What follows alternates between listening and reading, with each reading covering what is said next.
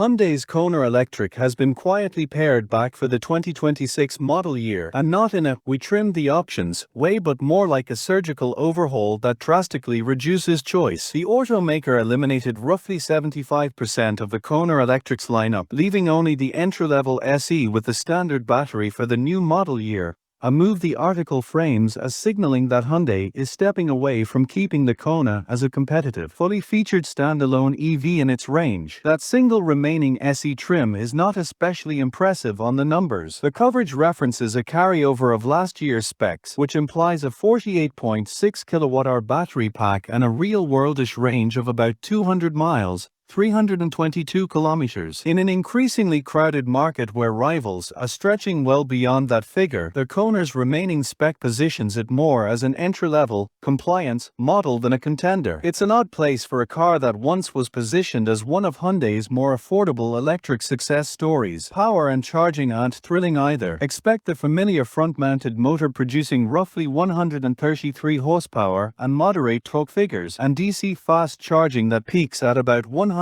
kilowatts. Those numbers are fine for short commutes, but they don't stack up well against newer competitors and will feel underwhelming for buyers who've already been spoiled by broader range and faster charging in other mainstream EVs. The article underlines the gap by comparing Kona's now thin offering to rivals like the Nissan Leaf and the newly revived Chevrolet Bolt, both of which either offer better range or strong value. Why would Hyundai do this? The story hints at strategic product rationalization. Hyundai has been consolidating its EV portfolio around the Ioniq family for a clearer brand narrative, leaving the Kona out in the cold. That explains why the Kona isn't being invested in heavily. The company may prefer to funnel resources to higher-profile EVs. Still, the practical upshot is simple. Customers who expected a modern, competitive Kona EV are now offered a pared-down model that's less compelling than it used to be. On the flip side, small changes, a larger console tray and modest interior tweaks are present, but they are cosmetic comforts rather than game-changing upgrades. For people who need a low-cost electric commuter, this trimmed Kona might still do the job. But for everyone else, Hyundai's moves signal that the Kona Electric isn't the brand's EV priority anymore. That's a notable shift for a model that once felt like an accessible EV for many buyers.